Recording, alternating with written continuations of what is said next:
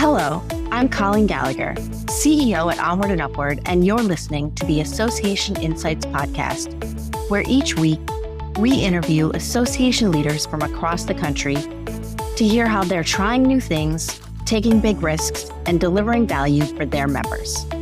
We'll explore the realities of what it means to work in and with associations and bring you the insights and inspiration you need to advance your career and make big changes at your association. Let's get started. Welcome back to the Association Insights podcast. I'm your host, Meghan Henning, and I'm excited to kick off our July series focused on sponsorships, partnerships, and non-dues revenue. I'm joined today by Edessa, Director of Strategic Partnerships at the American Marketing Association. With over a decade of experience in sales and marketing, Edessa is a professional certified marketer who specializes in B2B growth strategy and partner-led innovation. At AMA, she leads the charge in developing professional development content through collaborations with thought leaders and industry experts. She's passionate about helping marketers stay ahead of the curve, and we're excited to have her here today to share her insights. So welcome, Edessa. Hi, thank you. Thanks for having me. So I love what we're going to talk about today. I have so many questions, so let's get started. Yeah, let's do it. I heard you on another podcast speak about moving beyond the transactional logo for dollars approach. So first, tell us about that and what unexpected benefits you've seen from embracing more strategic and mission-aligned partnerships. Yeah, no, great question. And my approach to our partnerships is really trying to take it a few steps higher. And like you said, beyond the logo, beyond a booth here, beyond some banners here or there, once we started treating our partners as strategic relationships, we saw benefits beyond revenue. Deeper alignment with the AMA's mission, for example. One of our partners are a leader in marketing education. And so bringing them in as a holistic partnership compared to, hey, sponsor this webinar, has really put our mission front and center of that relationship beyond the dollars. It's also given us better content and programming, finding partners who can co-develop credentialed learning with us, which again goes back to that mission, right? It's very aligned with what we do at the AMA. And at the same time, the community impact is really another kind of, we hadn't thought about how these sponsors or these partners can really impact our community beyond the revenue exchange. And so if we can bring partners that are thought leaders, that are experts in their spaces, and we can connect them to our, for example, our collegiate community, then that's the impact right there is, I think, more valuable than any sponsorship tier that you could give the AMA. So I think having those multiple facets of the AMA surfaced beyond the revenue piece, which again, revenue is great. It enables us to do what we do, but there's more than that, revenue and plus. So that's really the crux of moving beyond the logo for dollars approach. I love that. And I feel like it's a radical concept because having worked in associations, you are dealing with logo for dollars. And and that seems like, in some respects, after listening to you explain this, like a short-term solution, right? Whereas yours is really a long-term solution for everyone, not just you, but for the partnerships that or the corporations you're partnering with. So I feel like that's a great idea.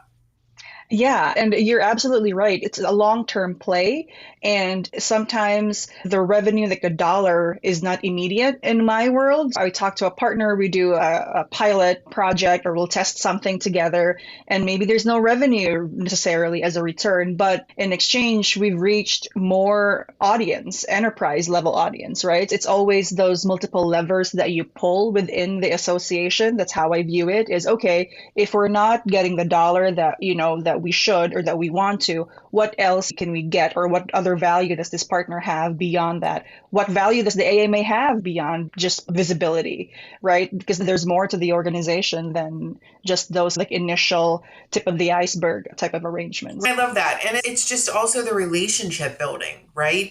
I feel if you work in associations, you stay there. Not at the same association, but I loved working in associations. So I feel like having those relationships even at one place could bring you down the Yeah. road, something maybe you weren't expecting, but Yeah. ultimately end up with. So I love that. Yeah. Something else that I heard on another podcast that you did that I thought was really interesting, and I was wondering if you could walk us through your bigger, better, faster framework and how to use it to evaluate potential partners in practice, not just in theory. And I feel like that's really the distinction. Yeah, I heard about the bigger, better, faster framework from one of a partnership thought leader, Jason Yarborough. I'm going to shout him out because when I booked a mentorship one-on-one in one of the conferences that he was speaking at, and they offer this, hey, you can book with our CMOs or our leaders for a mentorship, like 30 minutes. And so I did that because he was the only partnerships like in his title at that conference. And so I was like, oh, this, maybe I could pick his brain. And that's what that phrase, the bigger, better, faster, stuck with me, because he was explaining how to approach partnerships and all of this. And so in terms of then of the AMA in the association space, the bigger bucket is, okay, does this partner help us scale? Reach more learners, for example, reach more members? Will it amplify our voice in the marketing industry, in the marketing research space, for example, right? So bigger is not necessarily bigger in dollars, which is, again, great associations. We all love the dollar part of what we do. But in terms of scale and, again, reach our audience, bigger audience, is that something that we could do with them? The better piece is by partnering with this organization, are they making the AMA a better partner as a thought leader in the marketing space? Are they making the AMA a better community to service our communities? Are they bringing in fresh ideas or real world insights that we wouldn't have access to otherwise? Are we becoming a better organization for partnering with this partner?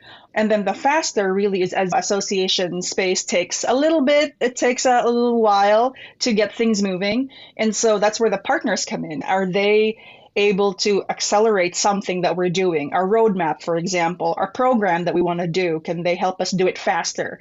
Let's say, for example, as associations have very lean teams running this multi-million-dollar organizations with thousands of members, but by partnering with, say, for example, a content provider, can we then produce on-demand courses faster? Which means we can go to market faster, which means that then, again, to our mission of training and making marketers better at what they do, is that something that they can help us do it faster? Ideally, it will be a partner would check all three boxes. That means, okay, they make what we do bigger, they make us better, and they make what we do faster. So that's like the initial checkpoints that I check, and then, okay, then you're worth then talking to, and let's dig in deeper in what we can do together. I love that. And I love that theory because I think that our association listeners could really put that in play right now. Upon doing that, you can go back to your desk and do this. So that's some really valuable advice. So I love that. Yeah. The AMA has reimagined partnerships to include enterprise solutions. What does an ideal enterprise partner look like for you? And how do you tailor that approach differently than with smaller sponsors? Yeah, so that's a good question. And like you said, this is a pretty new concept that we're testing out at the AMA. And shout out to our leadership who, when I pitched this idea to, they're like, yeah, let's try it. So I think they're giving me that freedom and that room to like test things out and approach things from like a different angle. So the ideal enterprise partner for the AMA isn't necessarily just, again, the logo for dollar sponsor, right? So they see the AMA as a learning partner, perhaps a research ally if they want to do research together for the marketing industry, or a platform for thought leadership. And so how we tailor this experience then for enterprises versus the smaller short-term partners, we bundle different components of the AMA as part of the partnership. So they will see membership in that partnership. So that corporation, for example, or that group, they have a marketing team, or maybe they have a comms team. So we give them membership, we give them training, which again comes with a membership at the AMA. And perhaps for this specific partner, if they're an expert in the training side, maybe we can do a credentialing partnership together, right? Or maybe it's event presence. Maybe they're an event conglomerate where they have all of these events throughout the year that, and obviously they'll have a marketing event. Or for creatives, maybe we can do partner that way. So it's really bundling all of the things that they do, that AMA does, in this one big package that's just beyond, okay, we'll put your logo on our website, or here's a webinar that you can do with us. So it's like multiple facets, it's multi-touch point, which again enables us to bring in that partner for longer than 3 months, right? Because they have events, they have training, they have membership. So the engagement there is always on, so to speak. So I like that. And I loved how you mentioned that you have the ability to test things out, because I don't know if that is always something associations do, because they often struggle with living in a silo. And I feel like mentioning this, how has AMA broken down those barriers internally to make strategic partnerships more seamless across departments? Because being able to test something and try something, to me, does not necessarily resonate in associations. It resonates in companies. And so tell us more about that. Yeah, no. So good question. So I give a lot of kudos to our leadership at the AMA for allowing me to like just do these things within reason. I personally, with our enterprise solutions play, we've started this cross-functional group. So there's, in that group, it's the partnership side, our learning side, marketing, office of the CEO. And so like our sales team, our advertising team is in that group, and we meet biweekly and we talk about who are the big clients or names that you're talking to. And because almost always, and so far it's been what's happening is, let's say our office of the CEO talks to a company for our podcast or for some thought leadership play, but that doesn't trickle down to other teams. Or perhaps our advertising and events team are talking with a potential conference sponsor, but that sponsor is also doing their own certificates and training and credential. I think breaking down and having that cross-functional group within the AMA has helped us like at least be in the loop of what's going on in other departments. And then I'm that connective tissue of, oh, you're speaking to a CMO. Can they speak at a virtual conference that our alliances team need to sell sponsors for? Oh, okay. Can they then be involved in our mentorship program for our collegiate chapter? So there's a lot of, again, having that connective tissue within the organization, which is where I sit, is very crucial in making sure that everyone's just knowing what we're doing. And I think that's really helped break down those silos a little bit more as we continue to keep doing this and have more and more enterprise clients. And I think that's just really important. And something else, like recently we pitched a new client on, instead of diving deeper into their own pool, what if we expanded and went out like a stretch audience? And I know that you've been working with a new client, and they brought you into this new territory. And one of the things I'm wondering is if you could talk about that a little, and how you decide when a stretch audience is worth the risk. So that client is Stucant. They are a big player in the high school space, and they're a tech provider as well and a content provider. So they're very good at what they do. And they've always been a great partner at the AMA on the sponsorship side. So they've been to our conferences, and they're a lovely group of people. And so when their leadership was like, hey, AMA, we're very big in the high school space. What do y'all think about doing a co-branded certificate for high school students? And the AMA, the high school space is not where we play at all. So we have collegiate community, we have professionals, and we have academics. So that K-12 space, the high school space, we don't know what's going on there. But then we, again, going to the bigger, better, faster like framework of, is this mission aligned? Okay, if we partner with, regardless of the company, right? If we partner with this company, is it fulfilling our mission of, again, reaching those marketers where they are, which is, high school students, and especially given the landscape of university, some high school students may not want to go to a traditional college, and we still have the responsibility to help them and make sure they are equipped with marketing skills to then be ready for the workforce. And so, is this mission aligned? Is the impact that worth the risk? Is the impact of helping high schoolers be certified in social media, in marketing, is that worth the risk of maybe it will flop, maybe it's not a good, maybe down the road it's not sustainable? And our answer and the gut was, yeah, let's try it. And it turns out that it was. So we piloted that credential that's high school for high school students. And I think that's it's also become a valuable entry for the AMA because we have a collegiate space, right? So if they know of the AMA at a high school level, when they go to college, if they go to college, then, oh, AMA chapter, I can join the collegiate, then I can go to the collegiate conferences. And then when they graduate, oh, I can be an AMA member as a professional. So like that pipeline of membership, of marketers, of audience, community is built in right there. That's how, that it was a stretch at initial like check, but then we thought about it. I'm like, oh yeah, it's all good things. So let's do it. Yeah, I just think that's great because, and it's literally like an example of thinking outside of the box, right? Trying to find these adjacent membership opportunities or adjacent circles of what you can include in your main circle. So I feel like that's a great idea. So these are all the positives. So what happens? Right. What's your approach to saying no? How do you handle potential sponsors or partners who don't align with your mission or goals? Yeah, so the one rule of thumb that I bring into every potential partnership meetings is if it's just dollars and no depth, then it's probably a no, right? As much as I would love to say yes to all the dollars, again, we're a nonprofit, right?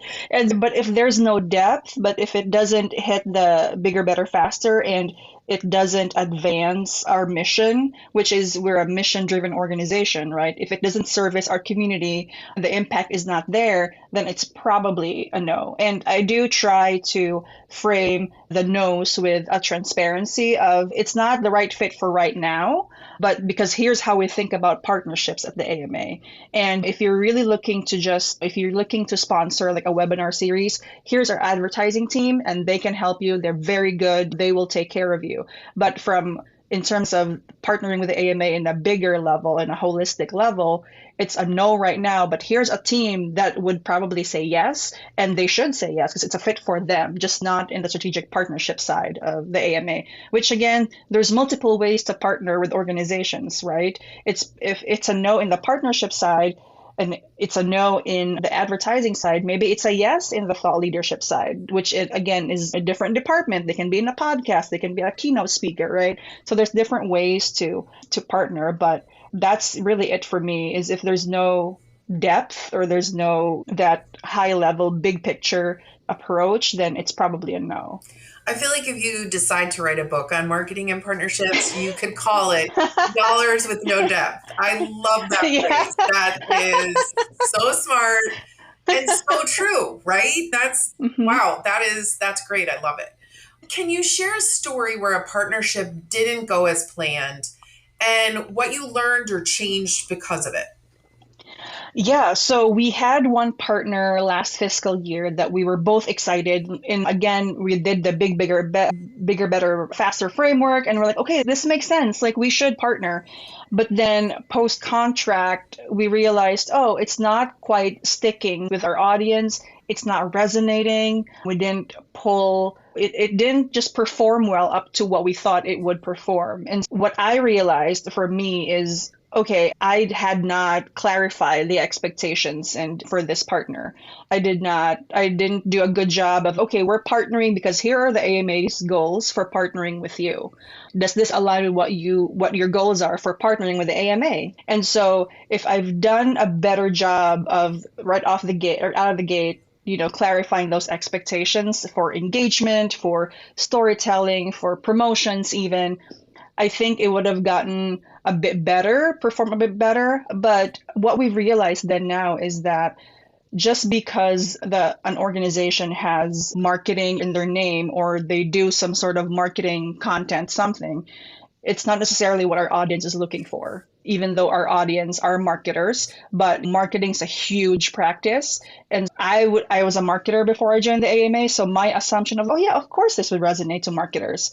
So I think getting to know our customers better, our members better, was also something that we took from that partnership of, okay, we need to truly understand what our members, what our audience are looking for in terms of content, in terms of events, right? Just because it seems, oh yeah, a American Marketing Association should partner with, I don't know, something marketing group, it doesn't necessarily mean that there's like an apples to apples alignment there. So that's the realization. That's great. That's some really good advice.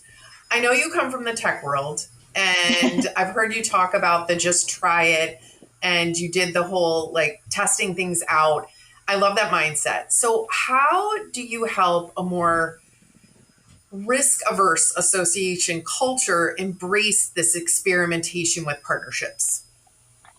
Yeah, the risk averse to risk taking, right? And I think that's, if there's one thing about me, it's, yeah, let's just try it. What's the worst that could happen? We have this joke of, we're not doing open heart surgery. It's okay. And marketing as a practice, as an industry, is very creative. There's room to think about things and ideate, right?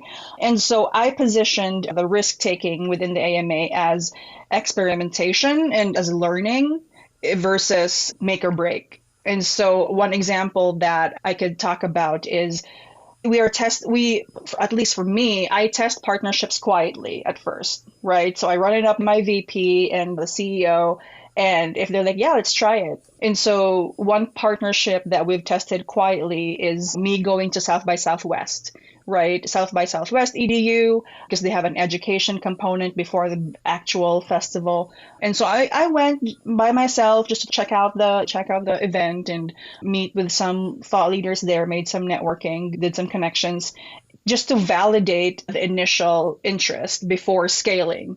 And that partnership, right now we're talking with South by Southwest to potentially have the AMA show up next year's festival and have a marketing track that's backed by the AMA. So testing partnerships quietly and validating those kind of initial assumptions before you dive in head first is how we do it at the AMA. And I think that's how also I've gotten buy-in from other members of the organization, because it's not, okay, we're going to South by Southwest. They're like, wait, what? We don't do that. Like little by little, ease them into it, have them bought into the vision and the plan, and validating before, again, scaling is, I think, how we've done it successfully so far. I think that's great. And again, people who are listening from associations, I think that is something that they could also do. Just testing it out, because that's some great advice.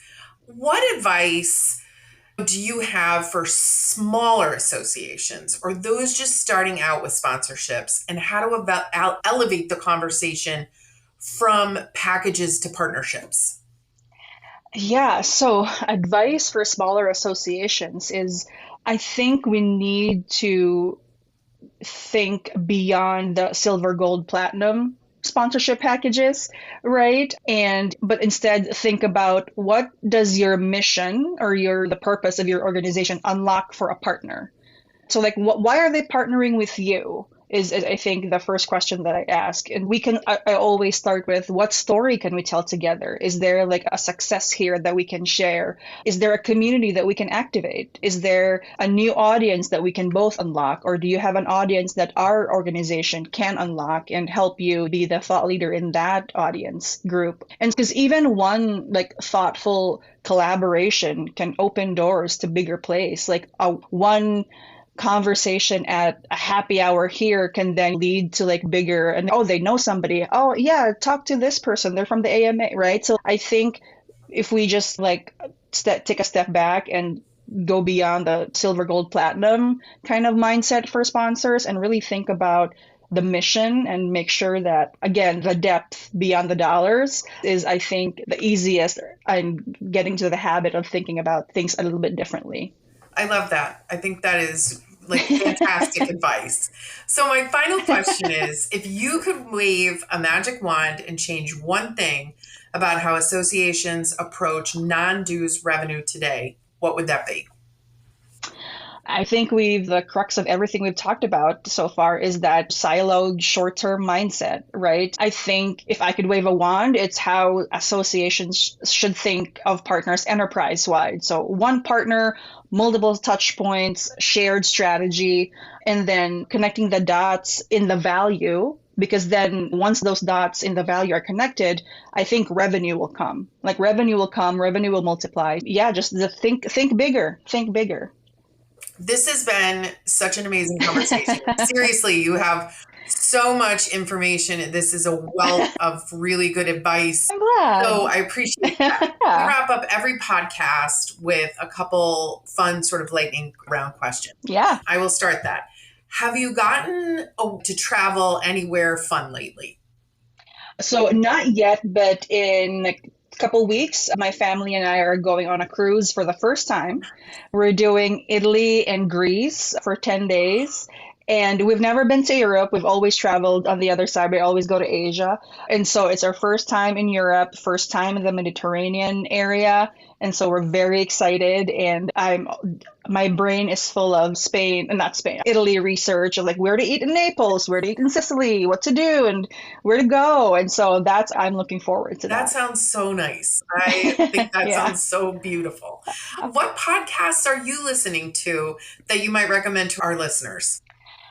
Yeah, this podcast is a little bit more niche. So again, I don't know if you've noticed, I like businessy things. And so this podcast called Acquired I listen to it every week. So the two hosts talk about startups or companies that did something really cool and how did they go about that. And so there's an episode about Hermes. Like what's the history of Hermes? How did they become this kind of like luxurious, you only get to buy a bag until you've spent thousands of dollars? What's the business model behind that? And then they've also talked about the business of Taylor Swift, of the empire. And so all of these like business models, and it's a really cool podcast and it's a lot of smart people. The CEO in NVIDIA was there, the CEO of Novo Nordisk, which is Ozempic. It's like, how did these companies do what they do now? And what's the change that happened and how did they go about it? Costco is also an episode. It's like really cool. And if you're into that type of stuff, like the business side and how these companies become what they are, Acquired is a really good one. I'm going to check that out because Colleen and I joke all the time because I spend a lot of my time on true crime podcasts.